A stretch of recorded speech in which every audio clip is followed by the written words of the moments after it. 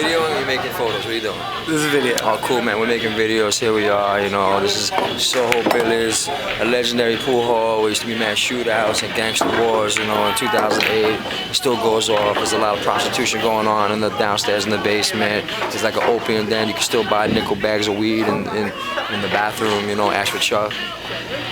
Things ain't changed. People think things change in New York, but things ain't changed. It's still messed up. After the post, page 666, apocalyptic wars.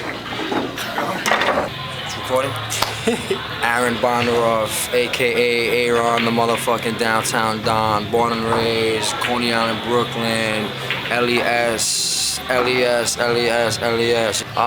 Me, my background is just surviving. Longevity is my background, you know, like just keeping up and trying to survive in a city that's moving so fast. But like, I'm a Puerto Rican Jew from Brooklyn, so it's not bad. It's kind of cool. I was dropped off here. This is where I'm from. I had no choice, but I work with what's around me.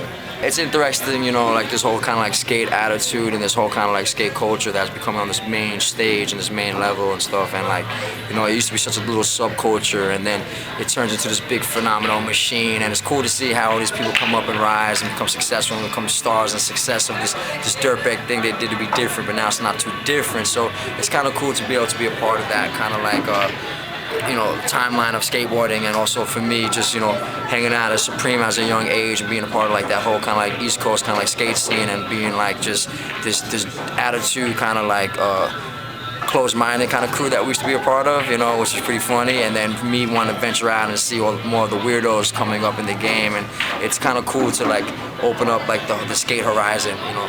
Back in the day, you know, it was definitely for weirdos, but then it got too cool in New York and it got very aggressive and very macho. But then, you know, tables turned and the weirdos actually became the ones who took control of the skate kind of scene. So it's funny to see that kind of story happen in New York, at least, you know.